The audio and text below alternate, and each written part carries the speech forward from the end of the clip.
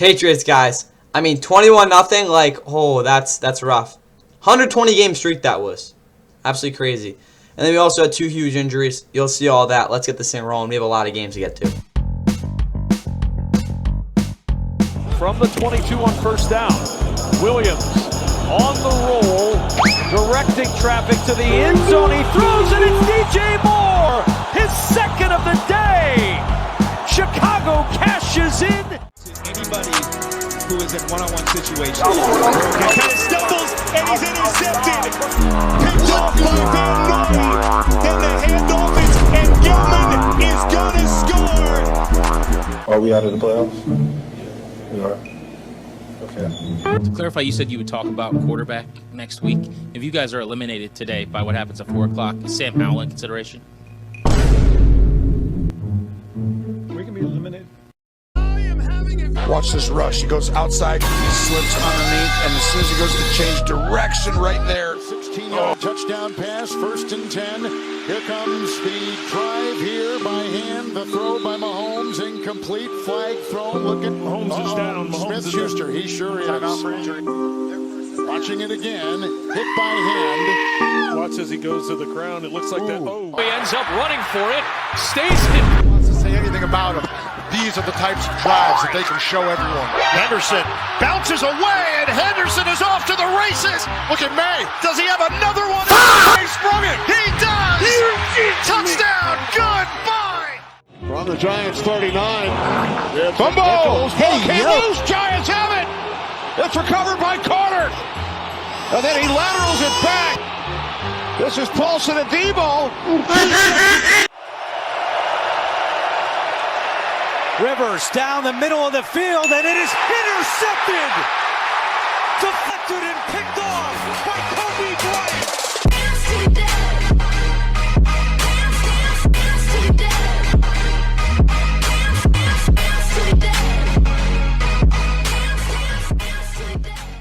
Robust football optimism starting to swirl around Jacksonville. And quarterback Trevor Lawrence and his Jags find themselves in first place. Bears comes in motion. Off the play fake to Etienne. They throw it to the back of the end zone. Caught! Brian Thomas. Touchdown Jags. To Syracuse. Lawrence is in trouble. Trying to get away. Flags come flying. Lawrence can run for a little bit. Lawrence can run for a score. Pocket one. Cook in the pocket toward the end zone. Caught! Touchdown, Adonai Mitchell. Lawrence looks left, throws left, and he's got Tootin. And he rolls right on into the end zone.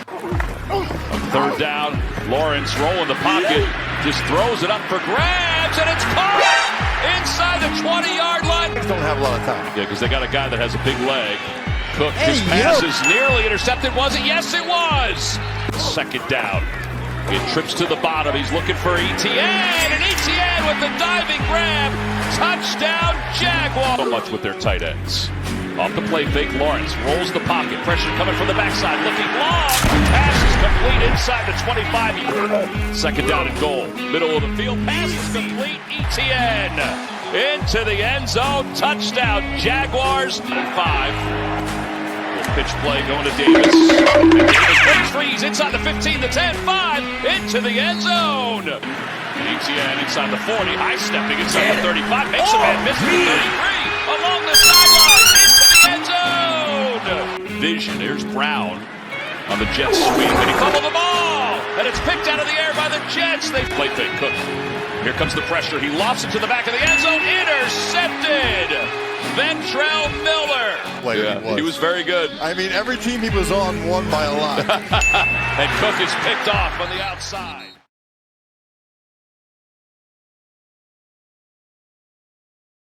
And with that, what is going on, guys? Welcome back to the Veteran Develop. Please like and subscribe. I hope you guys enjoyed what was a very, very busy and crazy Sunday of football, as we did see some teams get eliminated. We saw some teams that have not been eliminated in a very long time get eliminated. Yes, I know who we're talking about. I'll get to that in a while. You just saw the highlights from this Jets and Jags game, so let's get into this. Also, yeah, There's a lot of playoff things to talk about. We'll try to get that done over the next couple of days with these recaps of Monday Nighters and Power Rankings and Monster Thursday Nighters, which we'll definitely be alluding to in this one. But anyway, as you guys did see just in those highlights a couple seconds ago, the Jaguars were able to blow the doors off the Jets off of the career day in a franchise record-breaking day from Trevor Lawrence as they blew the doors off the Jets 48-40. They moved to 10-4 with their 5th consecutive win. It is their best record through 14 games since 2017. That year they went all the way to the AFC Championship. Probably should have won that game, but you know, it already happened, so who cares?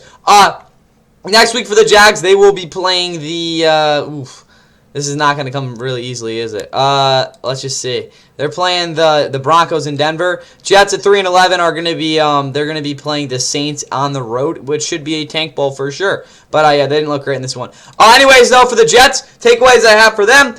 Brady Cook was out there. Not much else. Yeah, he threw 3 interceptions, 176 yards. The red zone interception kind of tells you how his day went. Overall, though, I think he did manage to pressure somewhat well because the Jets all-line didn't really play too great. Yeah, the taking of the defense at the deadline finally showed up. Yeah, in this one, yeah, this was bad. 48 points against. I mean, they only get 438 yards. So I mean, it could definitely have been worse. But yeah, they still haven't gotten an interception this season. I think that's still a thing. I think it actually is. That's insane.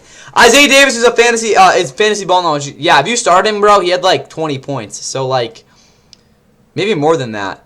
No, it was like 20. Yeah, freaking, like, he had like 23 points. Like, Jesus, that is straight up ball knowledge right there. All right, Brees continues to hesitate early, makes it harder for him to get in rhythm. Same exact matchup as last year, except they didn't win. That's like an overall thing. The Jets again came here to Duval. The Jags were like flipped the record, or even worse than that last year.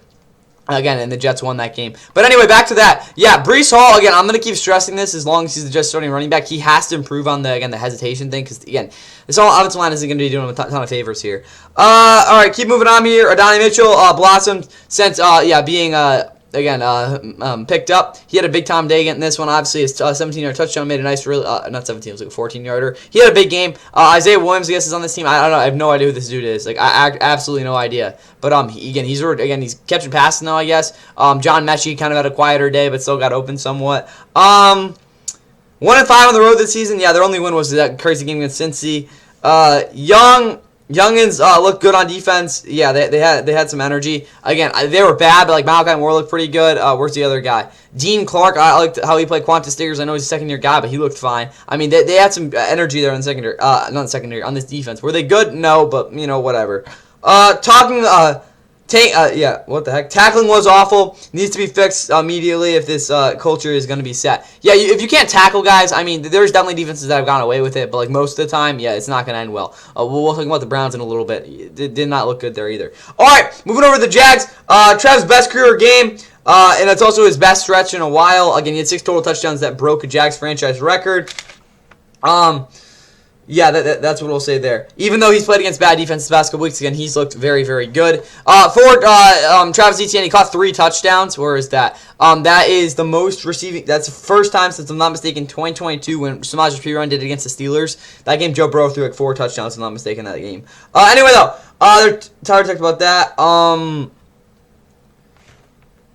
right, yeah, this is the last time they won double-digit games too since that season, because 2022 and 2023 when they had playoff contention or made the playoffs and actually won a playoff game, they only won 9 games. But anyway, yeah, they had this in the first half. Yeah, I will say the Colts win was an asterisk last week considering what happened. Anyway, BJ getting better. Before things get real, yeah, he's ramping it up, but he's definitely going to have to step up in these next couple of weeks because again they're going to Denver next week. 5 straight wins, longest since week 4 through. I think I already talked about that last week. Creative pressure, love the variance from the linebacker blitzes, the coverage looks. They did a very good job with that. I really liked the defensive game plan. Only went 4 for 6 in the red zone. I mean, yeah, that's so bad. Like, what are we doing, guys? Only scoring 4 touchdowns? Like, come on, do better than this. I mean, they scored, what was it, 6? Maybe it was 7. No, it was definitely 6. All right, that's all I got for you guys here. Yeah, this game kind of went as you might have expected it to. Maybe, yeah, I said it was going to be a big ball, and look what happened. From Paycor Stadium in Cincinnati, you're watching the NFL on CBS. Today, the Ravens take on the Bengals. Burrow on 3rd and 5. Pocket starts to tighten. Deflected, and it's picked. Intercepted. It's Marlon Humphrey. All day against this defense. Jackson protected, throws a dart, deflected. Was that picked? Look for Jackson. They come heavy. Jackson underneath. It's on Lee. Oh no! We suck again. In for the Ravens touchdown. Jackson, Baltimore's offense.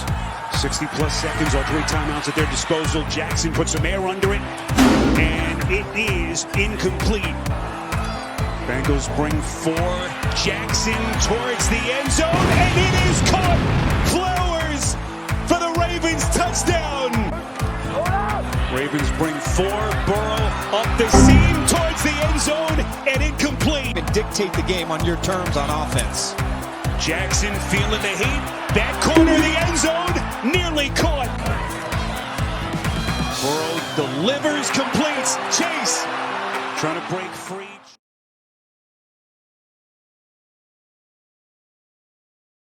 Probably should have mentioned this before, but the Jags right now sit as the 3 seed, and the Texans are a game back. But if the Texans were to get right with the Jags, again, we'll get back to the Texans in a little bit, but they'd be right. They'd have the tiebreaker there, and then obviously with the Colts at the end of this thing. But anyway, back to this and what you guys just saw. Again, pleasantly surprising result for me as the Ravens shut out the Bengals. I mean, again, the Bengals season is basically over already, so it really didn't matter. But Ravens snapped their 2-game losing streak against division opponents. Again, at least the past 2 weeks. Get back to 500. Jared 7-7. Lamar had a strong day overall. Their offense had a decent game plan. Defensively, they kind of dominated this game, as you might expect. They didn't give up a point. Bengals, though, fall to 4-10. This is their first double-digit loss season since 2020. They've had a really rough stretch. They've lost 10 out of their last 12, and now they are they're really reeling right now. As they're going to be probably reeling a little bit more next week, as they have the Dolphins at home. Ravens, though, they got a big-time game against the Patriots before they host. They had the frozen tundra for what will probably be an elimination game if I had to guess for them. But anyway, Lamar Jackson only threw 12 passes in this game, threw 150 yards. Pretty bizarre stat line there. Also took 4 sacks. That's part of the reason they had 12 attempts. But yeah, it wasn't really much of a passing dominated game. They only ran, what was it? They only ran 40 plays, which again is kind of bizarre. I think that they ran less than the Raiders, which they also got shut out. But anyway, here for the Bengals. Well, chill out. Get it because it was like 20 degrees or something with this defense. Yeah, it's also their first. Again, they avoided what would have been their first sweep. Or first time getting swept by the Bengals since 2021. Also, it's their first shutout win since 2018 versus the Titans. It also snaps their 5-game streak with Lamar throwing 2 less than multiple touchdowns, which again he threw 2 in this one, so again that snapped that. Also, this Ravens team hasn't lost a road game since week 4. That was at Kansas City, so this was big. Love that the O-line blocked. Last 3 games are a gauntlet. Yeah, this is gonna be rough. If they got through this, bro, they deserve to be in the playoffs. Humphrey, where is he? Do I have that there? Yeah, Humphrey was, he had his best game in a while. And also, Kyle Van Noy being the young he is, very smart play. Where's Kyle Van Noy? Being the young he is, who is this dude?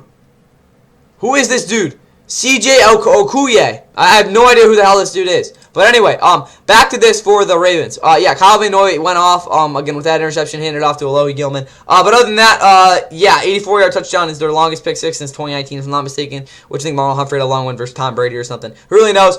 Derrick Henry had his way. Mitchell emerging again at the right time. He's finally showed up. Again, there's some random guy on ESPN writer who's like been raving about him for like the past 4 months, and he hasn't done anything. Look what's finally happening. All right, over to the Bengals. This was a very pathetic performance. I mean, Joe Burrow, again, there's talks of like Andrew Luck's comparison about he'll freaking retire, or he'll leave. I think it's just a bunch of load of bull crap right now, guys. Yeah, he's probably pretty depressed because of how bad this team is, but like, bro, you'd be insane to leave, bro. Like, what are we doing? But anyway, first shutout at home since week 1. Yeah, they haven't lost again shutout in general since 2017 in that opener versus the Bengals. They lost 120-0, and Andy Dalton looked so bad in that game. All right, back to this. Burrow could manufacture explosive. That's part of the reason this offense didn't get in the end zone. But another reason is, even though the running game was somewhat purposeful, it really didn't do much at all once they got past midfield. Jamar Chase had a big game, didn't really amount to much. Only got in the red zone 1 time, despite nearly 300 yards of offense. Again, very bizarre thought now, but they went 3 of 15 on 3rd down. That's never going to be a good sign. Also, for this defense, Myles Murphy was very good. I loved how he played. I watched, I think, like 20 minutes of his film just because of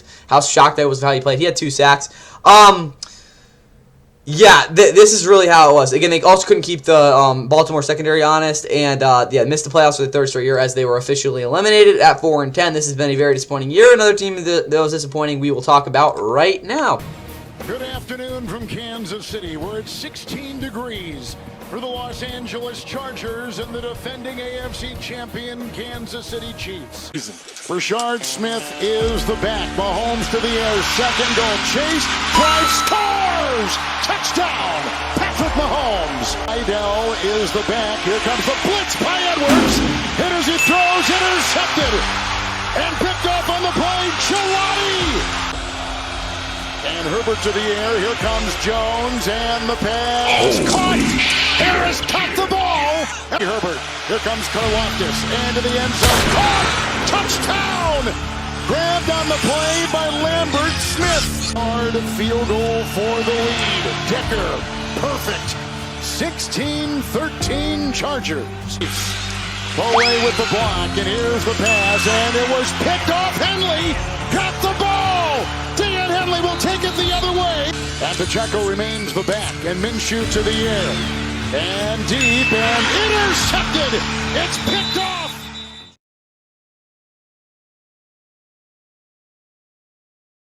And in very unfortunate and surreal fashion, the Chargers snapped Patrick Mahomes' ACL as the Chiefs are officially eliminated from the playoffs prior to Week 16. I mean, this is just, again, not real that this has actually happened. It's their first time missing the playoffs since 2014. They're very close to having their first losing season since 2012. But if you're a Chiefs fan, I mean, guys, this season's been really, really bad. It's been the season from hell. Good thing for you, though, is you always have next year. So, I mean, 8 months from now, they'll be figuring things out. But anyway, for the Chargers now, they're now 10-4, back-to-back 10 or more win seasons for the first time since 06 and 07. Yeah, that's pretty long time ago for this Chargers team. But they have now won 6 out of their last 7, if I'm not mistaken, and they're primed to be well into the playoffs here as they are trying to hunt down the number 1 seed and already playoff clinched Denver Broncos. Sorry if I spoiled it. They're the 5 seed for now, though. They do have a tiebreaker on the Bills. That'll be interesting to watch for them. Next week, though, is going to be really tough as their next 3 games are, as they will be playing the Cowboys at home. No, on the road, which will definitely be a high-scoring game. Chiefs, though, are now fall to 6-8. Next week, they will be playing Titans on the road in a very somber sort of game for them, but should definitely be a win. Now, here over for the Chargers. Again, we'll get to the Mahomes and all that and the impact of that. But first sweep of Kansas City since 2013. That's pretty insane. Justin Herbert really didn't look amazing in this game, but he didn't lose him. He did take 4 sacks, but he did protect himself a little bit better. And he also, I think, did do a decent job under pressure. Best 12-game record since they were 11-3 in 2018. They also, to get to that record, beat the Chiefs 29-28. Hampton makes this offense real. Again, I think this offense again really just isn't something that I can really buy into when again Omari Hampton isn't on the offense, because I mean, let's be honest, none of these receivers are really playing well. Matt McCollum's had a really tough year. Keenan Allen is just old. I mean, like, it's not a great group, guys, especially with the offensive line injuries too. Also, overreaction for this defense. Signed Tuli Tuipulotu and Odafe Owe to big-time extensions to get that pass rush duo together for a while. If you didn't know, Odafe Owe is only 27. Again, that's definitely not young, but like he's definitely not old either. And again, pretty young for an edge rusher. Tuli Tuipulotu is only 23. Give those guys their money. I understand they still have Khalil Mack. I kind of forgot he existed on this team. I've looked through his tape over the past couple of weeks. I'm not gonna lie, guys, and he has looked better than he has in the past couple of years. But still, or really just last year. But yeah, and casual would say he was terrible last year, considering he had 17 sacks in 2023. But that would be a lot. Anyway, back to this. Khalil Mack, kind of forgot he was here, but again, that was my overreaction for this week for the Chargers. I low-key forgot Khalil Mack. Yeah, oh Jesus. Henley's again a top 5 cover linebacker. It's not even close. That's what I'll have in the Chargers, because again, they took care of business here. They closed out the game, and they won it despite neither offense having over 300 yards. For the Chiefs, I know how crazy this sounds, but this is probably the best case scenario if Mahomes was ever going to tear his ACL to have it happen. Because, guys, the Chiefs weren't making the playoffs anyway. It would have been a million times worse if this team was in the midst of a MVP season for Mahomes, and the roster was like perfect, and they were in a great season, and he tore his ACL in like week 17 right before the playoffs started. That would have been the worst scenario. This, again, I obviously never want a player to tear his ACL in any imagination, but if there was a time for it to happen and you're like, it's not as bad, it would be this. Obviously still horrible, worst case scenario, but you get the point. Minshew came in and threw a pick. That's how his game went. They couldn't run the ball as you might have expected that. Travis Kelce, I think overall had a bounce-back game. Still wasn't getting open great. But again, he's freaking 80. He's going to retire or something like that. Rashid Rice got decapitated. I mean, it was a rough game for the Chiefs team. I have like a huge thing on Mahomes, but like I don't really know if I need to say that because I think we already got the point down. Also, yeah, this sounds stupid. It's a very casual thing, but I'm honestly just going to go with it. Why is Tyquan Thornton the only guy running actual downfield routes that Mahomes is targeting? Xavier Worthy is the fastest goddamn player on the field every single game. I understand he still runs downfield routes, but even if it is to be a decoy, they're still not using him right, guys. Like, it doesn't take a freaking, like, rocket scientist. I understand they don't have a true number one receiver, but it's going to happen. Also, part of the reason Rashee Rice got decapitated because he is the most freaking predictable route tree in the playbook. He's great, but, like, at some point, bro, you got to mix things up or you're just going to get lit up every single play. All right, don't blame O-line too much. Again, they were cooked and already. We're down to a third string tackle. That's kind of how things are. Also, rest of the year is to see what you guys have, because realistically on this defense, I think they still have like a lot of building blocks. Obviously, offensively, they need to completely retool this entire skills position. If I'm honestly a Chiefs fan, outside of Xavier Worthy and maybe probably Rashee Rice, I don't want a different player at every other position in the skill positions. And offensive line obviously is his own issue, but defensively they weren't really that bad in this game. They've been a good group overall this year. Again, they've definitely had their games, but like, when they're playing the top offenses or just even decent offenses, they've done a pretty decent job. That's what I'll have in the Chiefs, though. Again, they're now eliminated from the playoffs for the first time since 2014, officially ending their run to try to tie the Patriots record of 8 straight AFC championships. Kind of tells you how hard it is to actually do that. Stays in Bears history here at Soldier Field, and Chicago quarterback Caleb Williams is hoping the frigid temps are enough to cool off the NFL sack leader. Cutback has a lane to the edge. Touchdown, Chicago. To pick up. Now Williams, clean pocket over the middle with all day to throw. He finds Luther Burden breaking tackles. Burden down inside the 10. Play action. Williams, end zone. DJ Moore, touchdown. First time the Bears have been turned away from the end zone in the red zone. And Santos' field goal is no good. 3rd and 10. Sanders looking deep. He's got Bond out there. Drops it in. Backside pressure, he's in trouble, down he goes! Alex Wright with his 4th sack of the year, and the Browns defense. Sanders on first down, deflected, and it's intercepted. DeMarco Jackson. Pressure, Sanders throwing, looking for Bond, over the middle, drops it in. The speedy Bond is there to the Bears 25. Sanders with time to the sideline, tough throw for Judy, and Judy has it intercepted. It's picked off by Jalen Johnson. Hand off Swift. Got a block, cuts it back. Swift struggling. Inside the 5. The high kick into the end zone for the touchdown. For Cleveland, it's Sanders looking for Finn, and it's picked again. C.J. Gardner-Johnson with the interception. Sanders in trouble again. He escapes for the moment. Sanders sacked once more.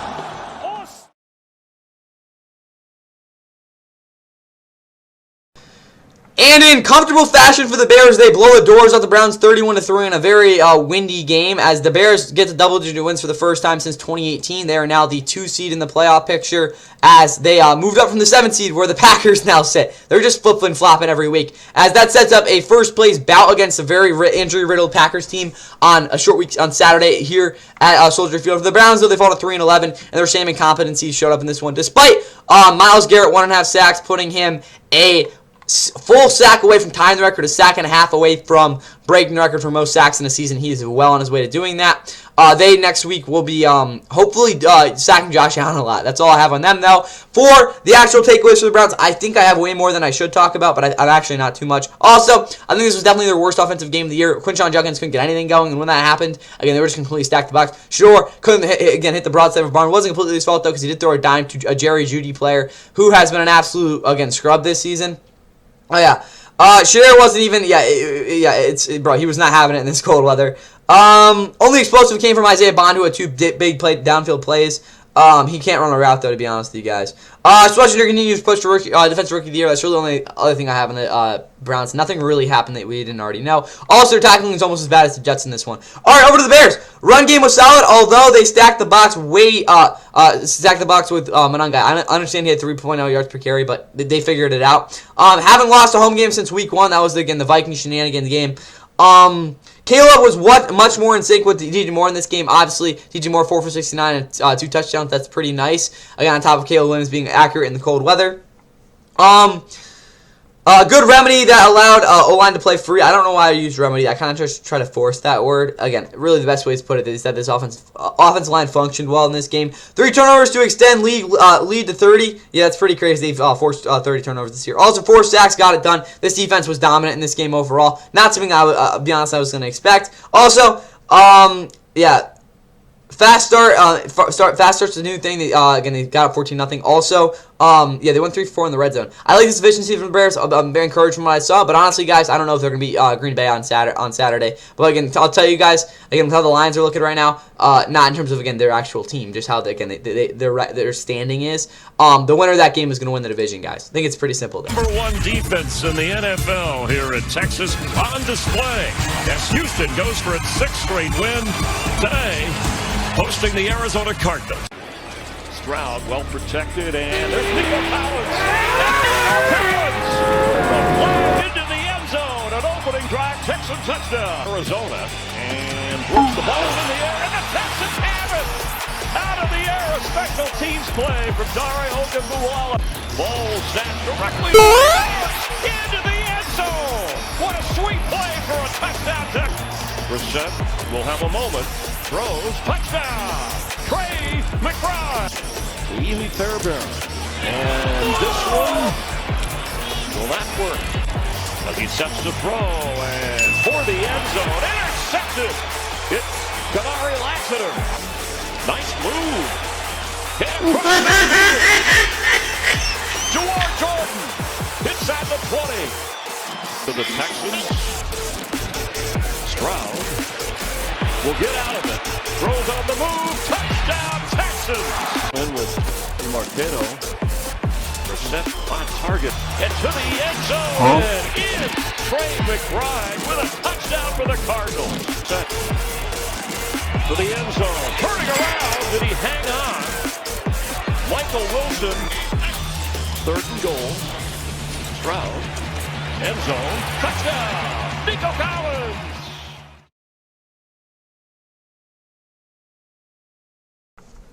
And another forgettable loss for the Cardinals. They get the doors blown off of them, even though they kind of made it close late. As the Texans win their 6th straight game, actually, to move to 9-5, clinch their 3rd straight winning season. So they knock off Cardinals team that is now 3-11. Their easy schedule continues at least up until next week, as they host the Raiders next week. Cardinals though will be heading back home to face off against the Falcons team that they will also probably lose to, as they have now lost 11 out of their last 12 games. It's been a very rough stretch for this team. Look at the Texans' playoff standing. They are taking right now the 7th seed, and if they win 2 more games, they will knock out the Colts out of the playoffs, if I'm not mistaken. I don't know. There's some weird things going on. I still don't know how the Dolphins can make the playoffs because, I mean, I guess the Texans lose out. But anyway, you get the point with this. Weird things are going to happen, but Texans look really good. 4 Cardinals takeaways. I really don't have much because, let's be honest, guys, what else? There's not really much to talk about. 5 or more catches in 16 straight games, though, for Trey McBride. That is now a record for tight ends. Lost 11 of the last 12. It's the first time they've done that since 2012 when they started out, 4-1 and finished 5-11, something ridiculous like that. Or 4-0, who knows. Michael Wilson, again, times Brissett is garbage time, again. Perfection. Yeah, again, I'm telling you guys, Michael Wilson only 554 on touchdown, but when it comes to garbage time, bro, he's the dude. And again, Jacoby Brissett still threw for nearly 250 yards against this defense. Also lost 6 straight games, and they've also gotten blown out every game except after their that win against Dallas. I mean, technically, I don't think they got blown out by the Bucks, but other than that, all these games have been blowouts. After again, all their losses were about like 2 points.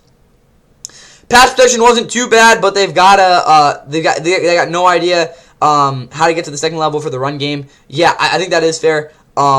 They did do a good job with that, but this offensive line just cannot elevate this running game whatsoever. Michael Carter technically had a decent game. You can't even evaluate this defense. They're so cooked. Yeah, Budda Baker's the only guy out there that I think is like remotely talented. Other than, again, the normal guys that, again, we've talked about every single week. But, again, Walter Nolan looked solid. Zaven Collins is not a true edge rusher, as we all know. And then Will Johnson, I think, overall had a decent game. Moving over to the Texans, the team that actually won this one. Stroud, cleanest game of the season. Yeah, he was very, very good. Very similar to that game we saw against him back against the Niners in Week 8. Or, I think it was Week 8, right? Jordan is a rando. Yeah, Jahar Jordan. Who the hell is this dude? But yeah, balled out. Yeah, so who cares? Neil Collins, 3 straight season with 1,000 receiving yards. Good for him. Dalton Schultz was a fantasy killer, but again, should be utilized a lot more down the stretch. He's going to be their guy if they, again, eventually make the playoffs. D continues to dominate. They were very, very dominant in this one. Also, 6th straight win 3 off of their 2018 win streak. So they went out, guys. They'll tie that streak again after that season. They won 9. They went to 9-3 after starting out 0-3. Just under 300 yards. Should have had more. Yeah, I think that this offense kind of took a very big step off the gas pedal at certain points in this game. But overall, we're still pretty consistent. And first time since 2018-2019 with 9 wins or more, or 9-5 or better record through 14 games in back-to-back seasons. Confusing things, guys. Let's get to a game that was had definitely some confusing games. Things despite the game meaning absolutely nothing. Jackson Dart and the New York Giants getting set to host Marcus Mariota. Blooper reel 2 weeks ago during the Giants' last game against New England. How bad the Giants' rush defense has been this year. Up the middle, all the way into the end zone on cue. Type of mindset. Dart hands it off. Yeah, let that guy run. Tracy to the goal line. Touchdown! From the 37, there is a flag across midfield. Lane still going. Inside the 20, the 10, into the end zone. Dart throws out. It's picked off. Intercepted by Sainristil. Top of the screen. Here's Dart looking, fires to the end zone. It is caught. Backpedals. Nice touch for the first down to Bellinger. From the right hand, spaced down by Johnston, and Koo's kick is wide to the left. First down at 20. Got him. There's McLaurin. Inside the 10, stays on his feet, into the end zone for a Commanders touchdown. His father George was a running back for the Giants. As Dart finds his man downfield. On fourth down, Dart 12 as Mariota is spun around, taken down, ball comes loose. Brian Burns has it, and he's tackled by Deebo Samuel.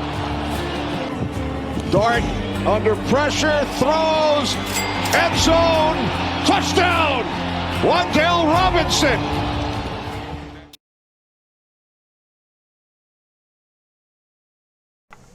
All right, our Lone Tank Bowl this week, the Commanders snapped their 8-game losing streak against a division rival. Also, I don't think this was right, but apparently they won 11 straight games against the Giants from 1971 to 1976. That's again, this is the first time since then. I mean, that's AI saying that, so I have no idea. But they won 4 straight. Again, that's the first time they've won 4 straight against the Giants since then. I don't know. That's just AI there. Giants are 2-12 though. They've lost 8 straight games. They're really bad, but they have the #1 pick for now, so that's good. Next week they'll probably blow it though, as they do have the Vikings at home. No, they're at the Vikings, right? Yeah, no, they're hosting the Vikings. Commanders will be venturing off to Philly for Saturday. That's going to be hosting the Philly on Saturday, for which should be a pretty interesting game. All right, for Mariota in this game, big morale boost with this win. Again, they could not lose 12 straight in the year. That's just not happening. Or not 12. Was it 12 straight? Jesus, that's actually insane. That could have happened. Mariota was very good. Anticipated very well at all levels over the middle. Again, you saw that touchdown he threw. Overall, he was very, very good. You look at the running game. JCM had a statement game. Again, design runs with Mariota as well. So he had 43 rushes on 10 carries, rushing yards. 6 or 7 completions of 15 or more yards, which is pretty damn good. Because again, you look at this offense; they haven't had a lot of explosives. This game had plenty of them, considering how bad this Giants defense is. A lot more physical, fast in coverage this week at linebacker, secondary. Yeah, that's true. Especially at linebacker, they did a good job with that on defense. Good penetration, especially from Von Miller. He had a sack. He had a very good game. Already talked about that. All right, that's all I got with the Commanders. Guys, they're eliminated. What do you guys want me to say? For the Giants, 8 or more games lost in a row for the third time in the last 7 seasons. I think 2019 and then last year were the years they did it. Because last year, I think what was it? They went on like a 11-game losing, something ridiculous like that. No, it was 10-game losing streak last year. Dart, huge. Hung in there. My bad. Didn't make too many egregious. Didn't take too many egregious hits. Run game will be interesting to to watch till the end of the season, considering Tracy and all that. What else do we have? Darius Slayton almost had Tyler Lockett touchdown. Yeah, where he looked over the shoulder and tried to catch it. Yeah, this defense is terrible. Abdul Carter finally did something. He had a big time game. Again, him and Dane Bellin both forced 2 fumbles. I can't tell you the last time that happened. Somehow they had 384 yards despite going 2 of 12 on third down. That's a very bizarre number for them. But again, they did kind of sustain drives. Again, they just didn't really get to third down.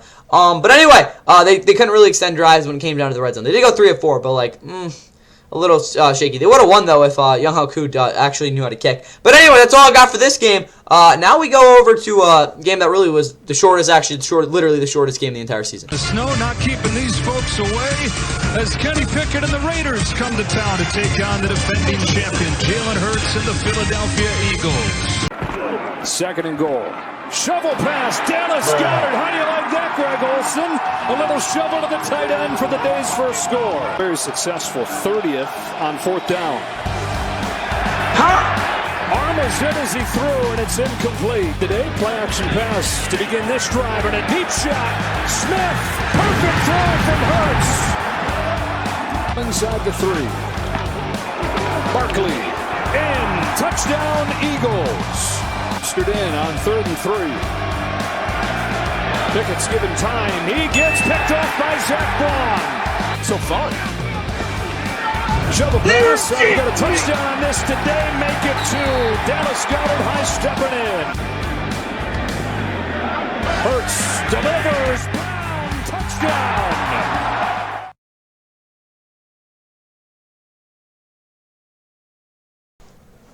I have some things to say about the Raiders, guys, but let's be honest, we don't really care about them. They're now 2-12. They've lost 8 straight games. They're 2-12 for back-to-back seasons. I can't tell you the last time that's happened. It's probably definitely happened for them, considering how their franchise has been over the last 20 or so years. Next week, though, they'll be heading to Houston. But honestly, guys, the only question I have for you guys and for them is, what loss was worse? The one where they lost 31 to the defending AFC champion Eagles, or the Super Bowl champs this week? I have no idea, guys. But the Chiefs are eliminated, so maybe that one was worse. I don't know. Eagles, though, are 9-5. They bounced back from the 3-game losing streak. They are a win away from clinching the NFC East, as you know, the Cowboys suck. So I mean, they win a very easy game against the Commanders. They are in the playoffs despite their struggles.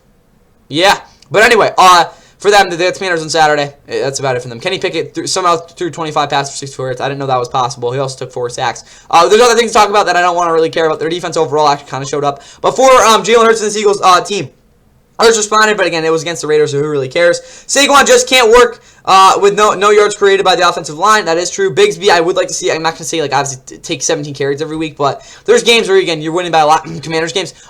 Please give him some carries, because, again, he will be needed in the playoffs. Winning season for the 5th consecutive year, 8th from the last 9 seasons. The only year they didn't have it was that COVID season where Carson Wentz sucked, and that's when Jalen Hurts first showed up. Goddard should have had 3 touchdowns, but still had a massive game with his blocking. Yeah, he did a really good job blocking in this one. Devontae Smith caught off bomb. AJ, nothing against Iran. I don't know. But A.J. Brown, he also got a touchdown.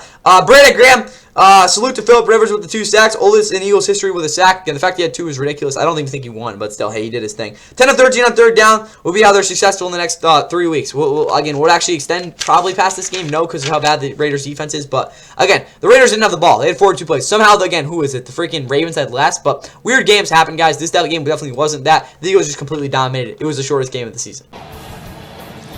JB, welcome to Gillette Stadium. High stakes today in the AFC East. The Patriots are riding a 10-game winning streak.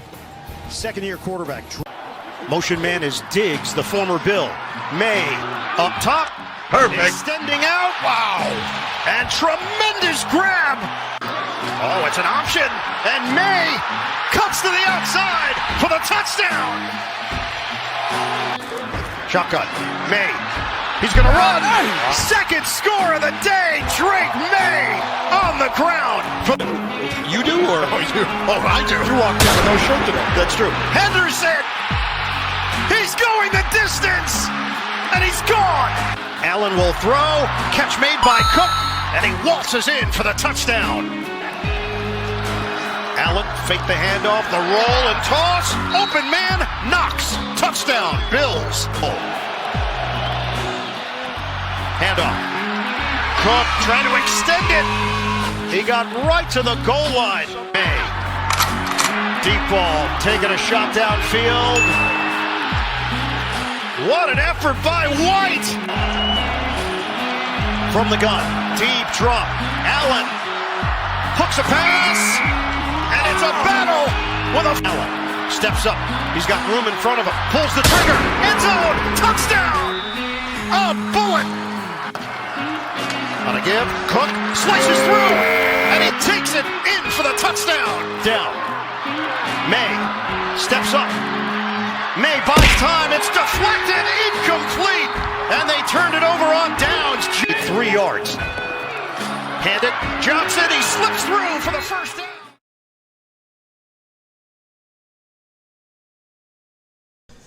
And in one of the more crazy games we've ever seen out of these two teams in their matchups, the Bills are able to stun the Patriots, coming back down from 21-0 to keep their the Patriots division hopes waiting another week. As again, they knock them off 35-31, move to double-digit wins for the sixth consecutive year. There we go. And again, technically still have a shot to win this division. They're going to need a lot to happen to actually run them down, but we'll see what actually happens. Next week, though, is definitely a big step for them doing it. They go to Cleveland. Patriots are now 11-3. See their 10-game losing streak come to an end. Winning streak come to an end. Definitely some fraudulent characteristics were revealed in this one, but still, they'll be heading to Baltimore for Sunday night next week, hoping to clinch the division. I think they can, right? Wouldn't they? No, they wouldn't. I'm a brick. But still, you get the point. Keep the division hopes again in the right, not the rear view, the right mirror. There we go. But for the Patriots, they failed to again clinch a playoff spot with this loss. But obviously, they're well on their way to being in. Bills, same exact thing. But again, you look at how the Bills can get in the playoffs. Realistically, they're gonna have to win out. They're gonna have to beat Philly in Week 17, and they're gonna need the Patriots to lose to Baltimore next week, and then the Dolphins to pull what they were able to back in 2019 when the Patriots missed out on the first round bye, and that was kind of the last year they were actually pretty decent before this year. But anyway, here for the Bills. It's still Josh Allen's division, even if he has to drag these guys kicking and streaming. I mean, that's kind of how this game went. He had 48 yards rushing, 193 yards receiving, passing. Obviously, the O-line was fantastic in this game. James Cook balled out, but Josh Allen again really carried them in this one, and those gotta have it moments as he does every single week. We're down 21-0 again. Yeah, look out. I'd be shocked if they actually did it. But again, Miami and all that crap. Again, there's definitely a shot for them to win this division. What actually happened? I'd be shocked, like I said, but who really knows? Also, they've allowed 23 touchdowns rushing this season, which is the most under Sean McDermott. Run game kept Josh grounded. Again, that's really with him not going absolutely crazy. Yeah, led the money drives, again, in the red zone. That's what I'll say there. Knox is playing out of his mind. Again, Matt Milano had his best game of the season. Again, where is he? Again, really solid play for both those guys. Nice block. Again, what is it we're going to say? Jesus, what a stutter. What an arm punt reception there from Trey White there. Greg Rousseau, 6 pressures were the difference in this game as well. Also, 10 or more wins for the 6th straight season, as I mentioned before. This is my team in the AFC. Guys, if you're a Bills fan, you just saw what happened to the Chiefs. If you guys don't win the Super Bowl this year, I don't think it's going to happen. I'm going to be completely honest with you guys. This is the year it's going to happen because there's really no other reason it can't be. It's got to be this year. It just has to be. Also, these are my guys. This is my AFC team right now. We'll see what happens, but for now, that's what's up. Patriots had an NFL record streak of 120 wins when up by 17 or more. Basically 3 scores at home. That streak was finally done. I think that dated back an insane amount of years. The Glaze with Drake May, on the Henderson touchdown was peak rage bait. I mean, bro, that was amazing. Again, whoever told J.J. Watt to do that, bro, amazing there. Yeah, saving grace is that again. Yeah, bro, as long as this doesn't turn into 2019, I think you guys are chilling. What else do I have? Henderson has 4 touchdowns of 50 or more yards this year. That is tied now with Saquon Barkley for the most in the season, for most in a rookie season. Again, he has got all 4 either in this Bills game or the Bucs game. So again, that's pretty insane. He did it in 2 games. Diggs plus Booty were let down. Again, we're let down by the offensive game plan, but at the same time, they did get locked up. Like, I'm not gonna act like they were getting wide open, and then Drake May just wasn't throwing the ball. Speaking of Drake May, he's not the MVP. I think this game told you that. Obviously, he ran for 2 touchdowns. I don't care though. He's not the MVP anymore, bro. He's just not. It's that simple. But anyway, Bills. They clutched up. They're the better team. I want to see these guys in the playoffs. One of the more incredible stories in the NFL is about to take center stage in Seattle. 44-year-old grandfather Philip Rivers, who retired 5 years ago. And Krupe, does he have the distance?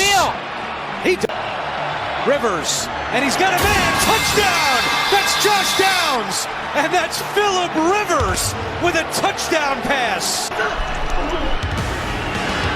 Darnold has time. Now chased down, throws, and he's got the first down. A chance to put Indy on top. Groupie from 60. It is good! Darnold throwing left to the sideline on another completion. Right back to Shaheed. Myers, kick on the way.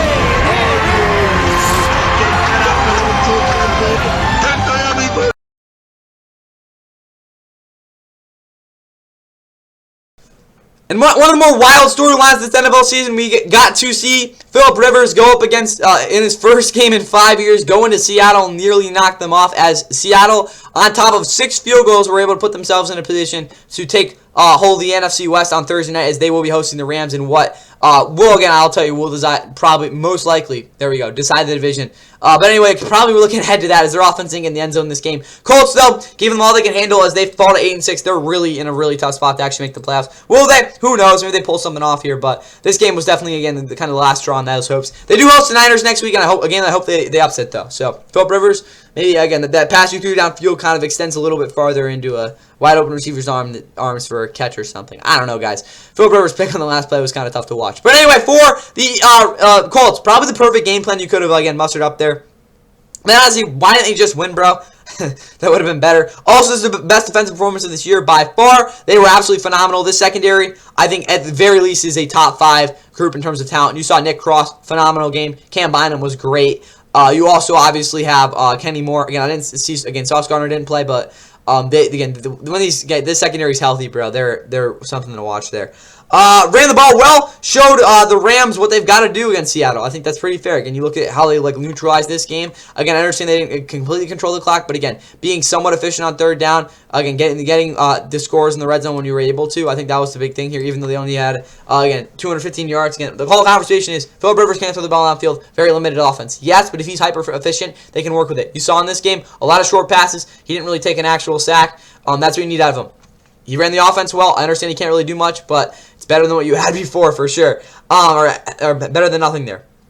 His offense will function, but unless, Phil gets some training injections, I don't see how he's going to throw the ball downfield. Laiatu Latu also has really, again, blossomed. He's having a really good year. They've also lost 4 straight and 5 out of the last 6. That's just, again, something to be in a reality there. Also, elite defense in major downs, except for the last drive. That's probably the reason they lost this game, to be honest with you guys. He just kind of folded on its head there. Moving over to Seattle. Y'all got to be, I hope they're this bad on Thursday night, guys. If this offense plays like this, I'd be so happy. They didn't run the ball either. Again, very kind of bizarre game plan in that mindset. I understand they tried to, but it just, again, really, really weird how they tried to go about it.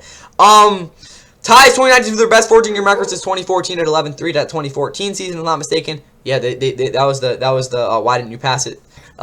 Super Bowl. Also, this is the first game with 9 or more field goals hit since 2019. That's when the Dolphins and Jets in a tank ball combined for 10 of 11. Also, they haven't lost a home game since Week 5 versus Tampa. Myers, that's Jake Myers, the kicker, who I think is second best kicker in the league right now. Went 6 of 6 on field goals. That's a Seattle record. Horrible play designs in the red zone and on third down. If you look at their struggles, it can just really correlate right to that on film. They really had nothing going for them, again, in those parts of the game. Shaheed speed got them the W. Yeah, again, if he wasn't that fast, I don't think, again, he would have had even any separation there. Secondary wasn't tested, but good discipline and pass rush winning. Somewhat consistently there. Again, I'm not going to act like they had a crazy field day out there against Rivers. Would like to see the linebackers take a step next week. They're going to have to, otherwise Stafford's going to torch them. That's all I have from you guys in this one, guys. Again, really good effort by the Colts, but at the end of the day, we can't actually act like they have a chance here. But anyway, Seahawks, see y'all on Thursday.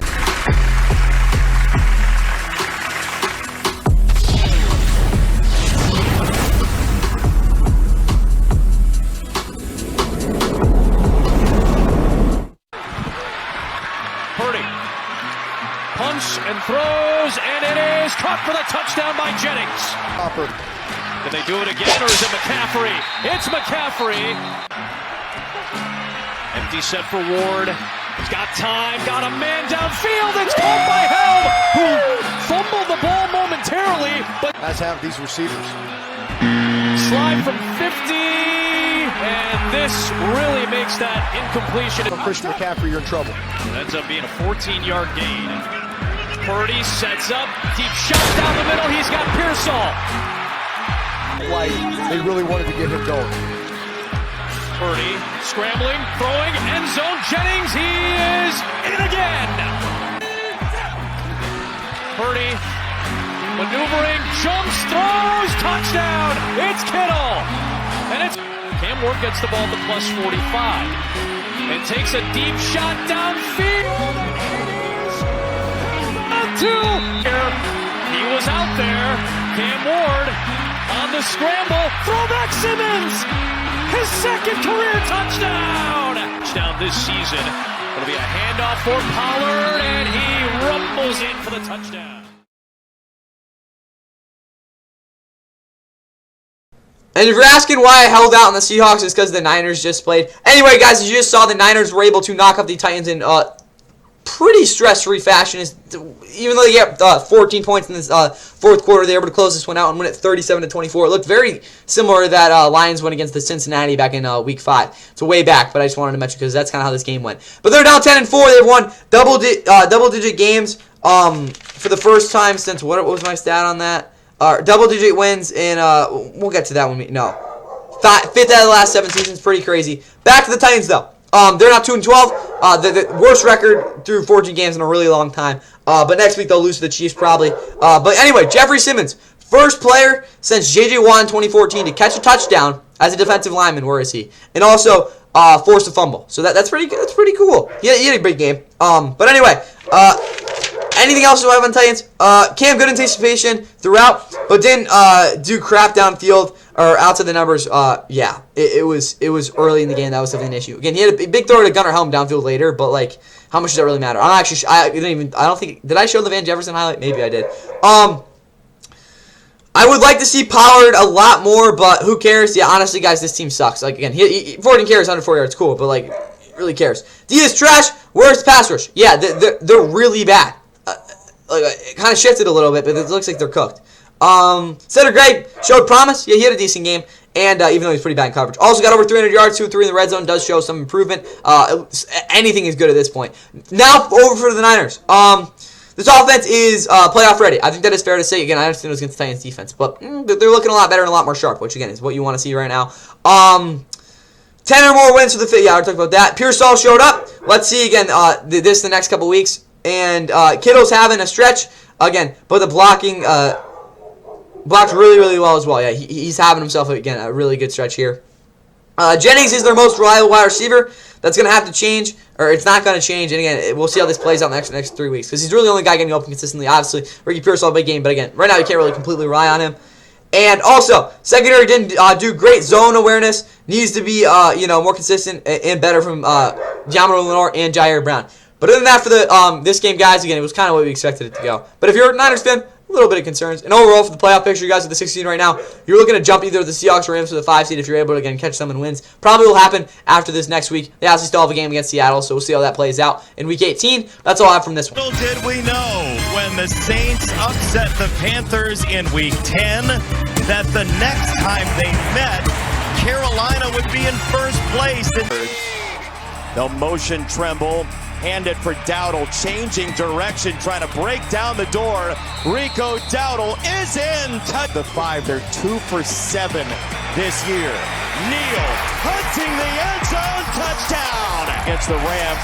Pressure coming. Young breaks free. Young on the throw across the middle. Street trying to talk to his back line of the defense as the snap came. This is a ball way downfield, and there for Lee Gitt. They just got it off. Very loud crowd right now. Young launching near side. He drops it in for Coker. Dowdle and Hubbard both in there. It'll be Chuba Hubbard to lead. I don't know. He's shorted. 4th and 1, they're going to throw. Shuck trying to run for it now. He leans. There is a marker on 3rd down. Shuck goes that way. Olave, touchdown. Box stops. It's a run straight ahead into a slide, and the marker's going to come in. From 47, it's on the way. It is good. There is a marker down.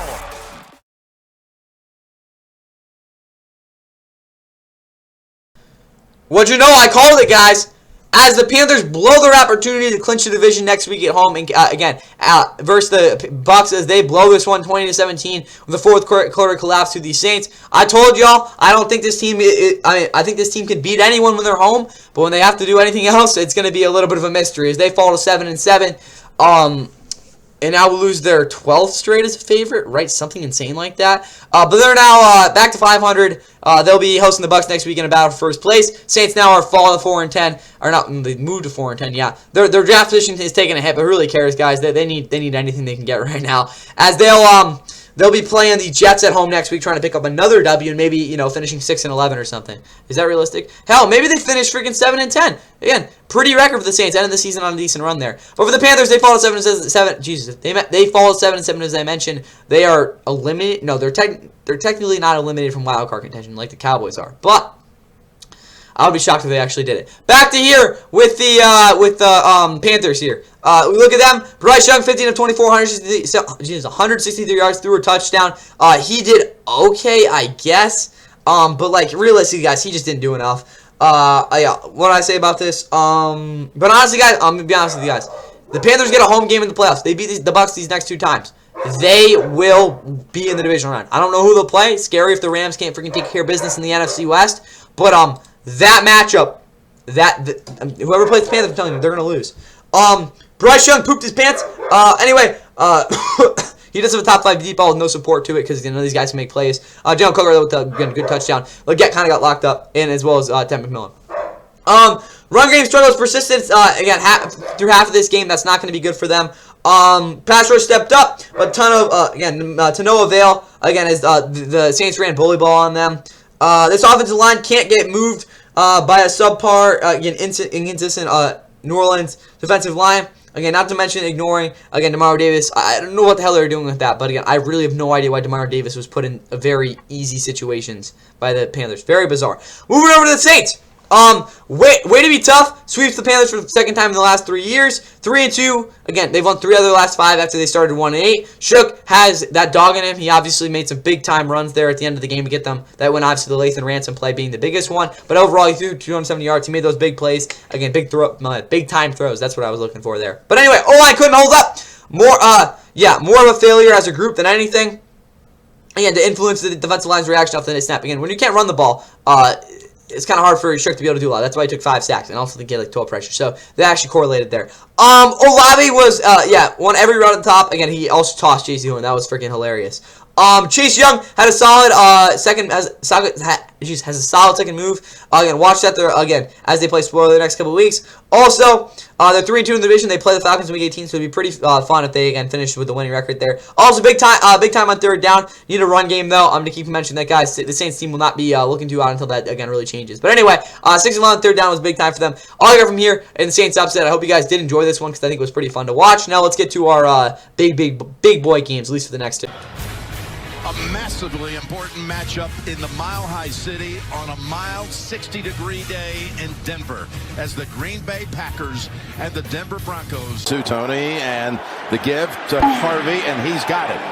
Aggressively tackled, football comes out. Gonna go up top for it or run with it. He's got open space. He's got the first down. That's a big thing for this Denver team. 3rd and 3. There's the legs, go. Gonna throw it instead. He's gonna make the connection. With Bandy in the end zone for the touchdown. I might run something fast. Love looking downfield, lofting to the end zone. It's Jacob with the catch. Is on 2nd and goal. Knicks throwing goal line. Not good. And it's a touchdown. Little Jordan Humphrey. Meanwhile, Jacobs, no one near him, taken off. Jacobs to the end zone for his longest touchdown run. Right now. We'll watch the play first because they're going deep. They're going deep. And Surtain. Knicks, end zone bound, pulled in. Are the feet down? Yes. Sneak, Knicks, got it. On a 2nd and 15. Knicks to the end zone. Franklin has it. Touchdown, Broncos. Again, goes for the deeper pass. And this time it's caught. Sutton, the 3rd down magician. toss. Harvey looking for his 10th touchdown of his rookie year.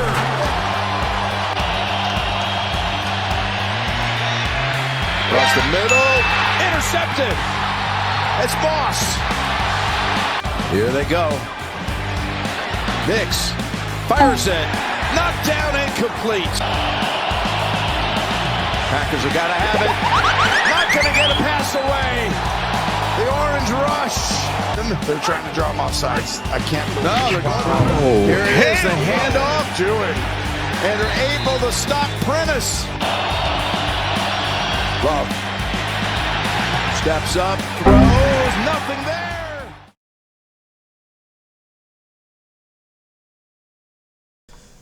And the first of two teams we'll be talking about over the next couple of minutes that clinch, the only teams actually that have clinched playoff berths, are first the Denver Broncos, who were able to get their 11th straight win. They have not done this since 2012. The fact that it's been that recent since they've won 11 straight games is beyond me, but they were able to close the Packers 34-26 behind two massive defensive drives there at the end as Bo Nix throws 4 touchdowns on the Packers to get them this W. They have now clinched the first playoff spot in the AFC. They're the second team to clinch playoff spot because the first team technically did in terms of like the timing of it. But anyway, they now have a game lead on the Patriots. Technically a 2-game lead though because they have already beaten the Patriots.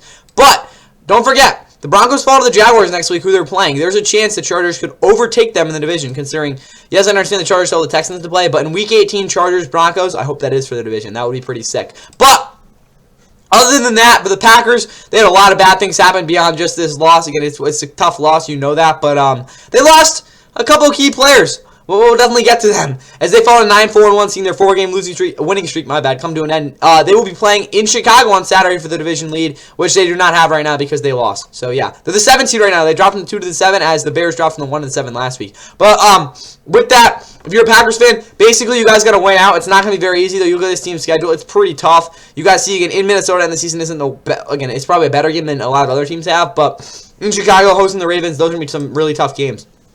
All right, for the Packers, and again, they're really takeaways. We know what the main takeaway is, but things that just notes I have. 4 touchdowns on the Packers by Bo Nix is the most passing touchdowns they've given up since 2023 when Baker Mayfield threw, again, 4 on them when, again, everyone thought their season was toast. And, again, that was like the, what was his name? Eric Berry, not Eric freaking Berry. What the hell is his name? Their defensive coordinator, that guy, for the Packers in 2023. Everyone was like dogging on him there at the end of the season. Again, they got blown out by, they like give like 30 points to a freaking 2-15 Bryce Young team. That was a very wild time. But that snapped a 33-game streak they had. And then also, that was the 3rd longest active in the NFL. Only the Seahawks, who've had 48 straight games without giving up 4 passing touchdowns. That's going to change on Thursday. And then the Steelers, 47 straight. I'm not going to say that's going to change anytime soon. All right, other than that, though, this was their first road loss since week 3. Jesus. All right. Love had mixed results when making decisions pre-snap. Didn't improv very well on 3rd down yet. Definitely on those last couple drives, he struggled with that. Took 3 sacks. I do think, though, that he did react somewhat well post-snap to it. It wasn't exactly like he improv'd. It was more of, again, he saw his read and made the play. But at the same time, overall, I liked what I saw with that, other than, again, the big issues I just mentioned. Appalled at Jacobs getting only 12 carries. Again, I understand he had a 40-yard run, which kind of skewed things. But, again, for this team, they got to design runs better on 1st down for him. Because if he's not, again, doing his thing on every single carry, there's something wrong. Parsons, yeah, okay, well, we'll just mention it. Again, I guess this is what I put. Micah Parsons' injury is earth-shattering. The defense is going to struggle for a hell of a lot. Even if, Evan Williams and Xavier McKinney are playing out of their minds, which they have been most of this season, I still don't think this defense is going to be very good. Guys, Micah Parsons, I understand this season statistically, even though he leads the league in pressures. No, that's not true. PFF has some other stat. Whatever. When I've seen he leads the league in pressures, yeah, he's the freaking best pass rusher in the NFL other than Micah Parsons right now. Like, I think that's pretty fair to say, right? Not Micah Parsons. Holy crap. Myles Garrett. But for Micah, the fact that they lost him probably until a decent bit of next year too, just for this season, they don't have that guy in defense. It's just that simple. They just don't. The secondary I like a lot with McKinney and Williams, but they're going to have to do a hell of a lot more on top of the fact that a guy like Edgerton Cooper is going to have to even play even better than he is right now because their pass rush without him. Lucas Van Ness, love how he's played this year. He is going to struggle. Rashawn Gary, not a true number 1 guy. He has gotten good pressure his entire career, but don't expect him to be going off or anything like that. And also, a guy like Javon Boyer's going to have to step up in the slot. Everyone on this defense is going to have to step up for them to be decent. We all know that, but it's going to be, like, the magnitude of it's crazy. All right. And that's really all I have on the Packers because, let's be honest, Christian Watson also left with a bad injury. He's the best receiver on this team in terms of talent. I'm going to continue to say that. Guy like Romeo Doubs has really struggled recently. Or not really struggled. Hasn't put up the production recently. He's got to step up. When Christian Watson, that chest injury, hospitalized and all that crap, that's not good. I'd expect him to be back at some point, but we'll see if that even happens. All right, moving over to the Broncos. Not trying to nap in too much. Nix played himself into a good game. Very smart with navigating in great pace on his throws. Yeah, he was awesome in the pocket. Again, he never takes sacks. But again, he very good pace on his throws this game. A lot of them, again, in the crucial situations. He was very, very confident in what he was doing. Harvey has had a weird rookie season. I'll talk about this more when we get in the roster grades way back next summer. Again, that's really when I'll break down R.J. Harvey. Again, also with tier rankings. I know that's a very long way away. But for R.J. Harvey, he's had a weird rookie season, but he has double-digit touchdowns, which is, again, pretty freaking good for a rookie. Sutton Franklin dominated at the catch point. Threw up some nasty routes in the fourth quarter. Yeah, that was pretty fun to watch on film, especially Cortland Sutton. He just kind of took things over there, but catch point, he was phenomenal. Troy Franklin made a lot of nice catches as well. Sacks weren't super common, but on the last two drives, again, that's what closed this game out. And yeah, again, the interior defensive line finally got penetration. Yeah, where is he? John Franklin Myers was awful the entire game. Finally started to do something. DJ Jones, I think, was good the entire game, but still, or not the entire game, most of the game. But in the last couple of drives, he kind of like stepped it up there. Surtain must have had a field day. Riley Moss, again, got a little bit of a break. Yeah, he didn't get too many targets. Again, he still got, I think it was at 5, but still, you know, Pat Surtain had a monster game. Also, Riley Moss with the other interception. But other than that, that's really all I have on this game because let's be honest, guys, the Denver kind of proved what they are. We already know they're a pretty solid team. They went 4-4 in the red zone on those 4 touchdowns from Bo Nix. Other than that, oh, no, that's not true. 3 of them were. That's all I got for you guys. Done yapping from this game. Let's get to our other big game. Here in Inglewood as the Lions visit the Rams. We can't wait to get started. We welcome you to the... Kick is pulled left, no good. All-pro safety hasn't played in weeks. Intercepted! Oh! Aiden Hutchinson! A clear path! Can he win the race? Hutchinson! From the 17, here's Goff in prime real estate going deep. And touchdown! Amon-Ra St. Brown of the Lions. Strike first. 3-man rush. Quick throw. Nakua in traffic spins for a first down. Coverage. Blitz again. Stafford rifles it near side. Nakua, great catch. Kyron Williams gets it right up the middle and in. Touchdown, Los Angeles. On the play fake now. Stafford with time, loading up, going deep down the field. He's got it. They do that. Kyron Williams has number 2 on the day. Touchdown. Here's Goff. Pressure. He steps away and he floats. St. Brown trying to beat everyone. That 5. Quick throw, screen. St. Brown gets a block. Amon-Ra spins his way in the end zone. KB. Stafford, 17 seconds. Loaded up. Going deep. Has Nakua. He's got it. Out to the 20. Stafford now going to float one far corner. They're going to run it here. Corum to the outside, and it's a touchdown. 4th and 1, play fake.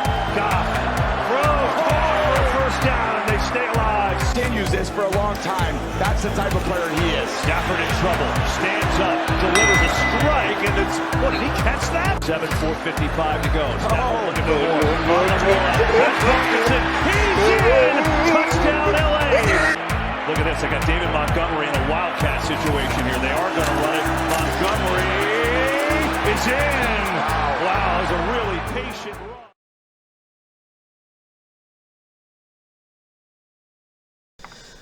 And in front of the whole country, the Rams have now won more games than they have their most games through tied their most wins through 14 games. So that 2018 Rams team with their 11th win, they have now they have now clinched a playoff spot, as you guys can see, and are in a very good spot to win the NFC if they have a big time performance against the Seahawks on Thursday night. With that said, though, this win that saw them come back in the second half came with a lot of sacrifice, as they did lose Devontae Adams to a pretty rough hamstring injury that I expect him not to be back until the postseason, as the Rams will be playing in, we know 100% now with this. On top of that, Puka Nacua scared everyone again to death with that the cramps injury, but he's fine, so that's good. But as I did mention, the Rams go in Seattle on Thursday night. That will be the game that I think Stafford will wrap up his MVP candidacy. But anyway, the Lions are 8-6. They're in a rough spot because they don't control their own destiny. But to be honest, guys, I think there's a shot they still win this division. That sounds pretty crazy for me. But again, with the Packers injuries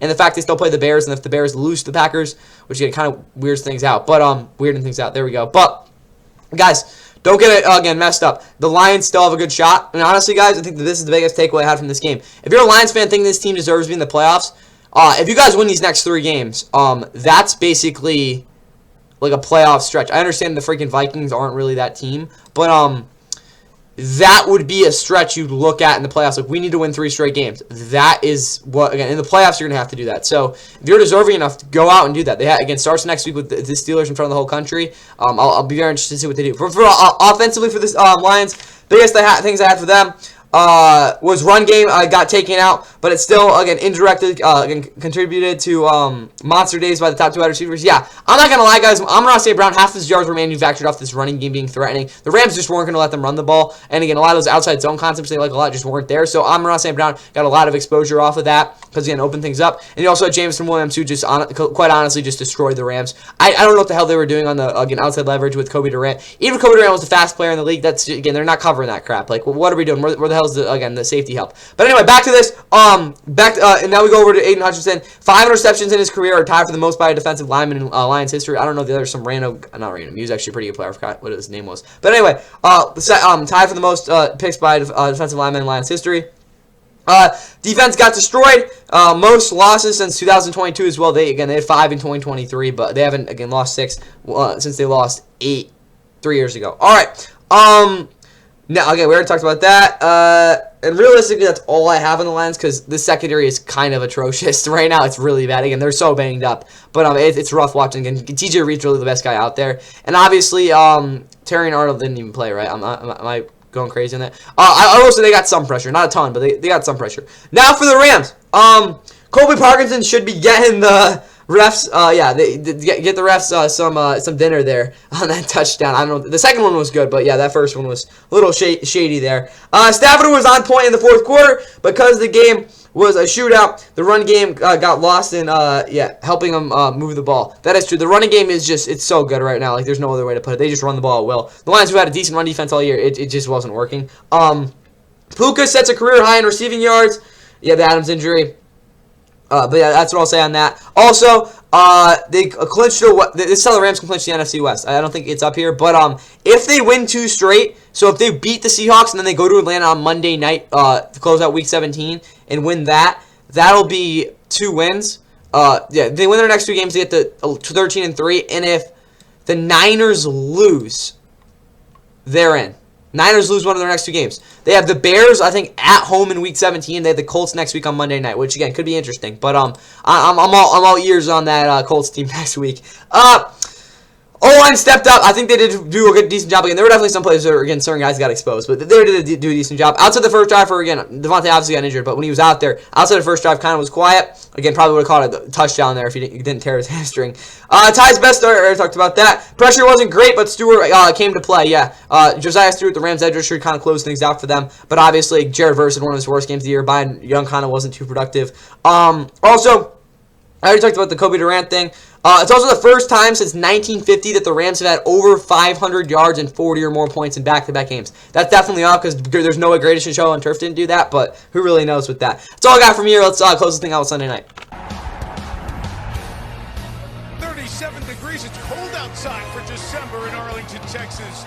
So we're glad to be inside AT&T Stadium. What will McCarthy do? First throw of the night is deflected, batted, and intercepted. 7 yards. And a fake, and a pitch back to Aubrey, who's on the run for the first down. Williams inside, into the end zone for a Cowboys touchdown. Brings Minnesota to the edge of the red zone, and McCarthy on the boot, throwing it towards the end zone. Hard held on to. As McCarthy drifts, fires it downfield, breaking open. Is Addison. Jordan Addison to the 3-yard. McCarthy, the keeper, The walk-in. Gritty on his way to the end zone. Aubrey. Nope. That's a miss to the right. And follows a quick count. And McCarthy. Look Jefferson's way, comes back the other way. And it's brought in. Second and goal. Inside run C.J. Ham with a touchdown. And he's thrown. Drifting to the right. To the end zone. Touchdown. Jalen Naylor. And the short field with the missed field goal. Vikings coming. Prescott resets, throws inside, it's caught. It's short of the mark. Forward, 4th and 1. Aaron Jones inside, first down, Minnesota. And on Sunday Night Football, the Vikings make it very, very, very improbable for the Cowboys to get in the playoffs, as they now have a under 1% chance to get in, as they do need the Eagles to lose out, and they do need to win out for them to even have a chance of getting in. On top of that, the Vikings did see themselves get eliminated with that Lions. Not that Lions. Someone freaking won. I forgot. The Niners win. I think eliminated the Vikings there. But hey, they're playing for pride. They've looked a lot better the past 2 games. Their defense looked pretty solid in this game. They moved to 6-8. Next week they will try to, I don't know, get some salvaging against the Giants. Cowboys technically have an elimination game or something like that next week against the Chargers in a game that I do expect them not to play well in because they just freaking lost to the Vikings. But anyway, for the Vikings, 9 continues to get better. Eliminated from the playoffs though, so who really cares? O'Connell. Very well planned and called good game. Jesus, that was very awkward. But yeah, he called a really good game in this one. Hats off to him. It's also their first road win since week 9 when they upset the Lions. Most points with 9 in this game this season. They literally 34 points was the most points. They did score 48 against the Bengals when Isaiah Rodgers had the PFF perfect game. I am not trying to plug Chris Collinsworth, guys. I just wanted to say that. Anyway though, yeah, JJ got bracketed. Short routes were to no avail. Yeah, it was a rough game from Justin Jefferson in this one. Yeah, 8 targets though, so it wasn't like he wasn't getting the ball. But him and 9 do need to get some things together, or there's definitely gonna be some issues this offseason. T.J. Hockenson was solid. Still, they still have a chance for a winning record as well. Yeah, I like that T.J. Hockenson played. I know I put 2 random things together, but just work with it. Also, D did enough, but was expecting a different performance. Like not bad. It was just I wasn't expecting the game to play out the way it did. That's all I have for that because, like, let's be honest, guys, the Vikings are done. For the Cowboys, but again, improving for sure. For the Cowboys, y'all are so mid, need to win out. Yeah, oh my God, so bad. Dak did nothing downfield. Where was the spark? Again, especially up front. Yeah, this offensive line didn't really have much of a game in this one. Dak was insanely conservative. He had a couple nice throws down the sideline and over the middle. That's really about it. Nothing that actually did much. Javonte had a good game. He's the guy who's going to get paid. At least with how he's playing right now. He's just a straight up bowling ball. Pickens wasn't locked in, and also the D stunk. I mean, yeah, this defense was atrocious. I mean, the fact you gave up, what was it? I hate passer rating, but 108 rating to freaking J.J. McCarthy is absolutely atrocious. Yes, passer rating is the dumbest stat and the worst stat in football, but at least it paints a point there. I can pick and choose. 423 yards of Cowboys offense didn't do it. That's all I got for you guys here. This game really didn't mean a ton, but that's all I have for you guys. Hope you guys enjoy your night. Enjoy the Monday Nighter, and I'll see y'all for the recap of that sucker tomorrow. But yeah, that was Sunday. Williams off play action. Herring it out.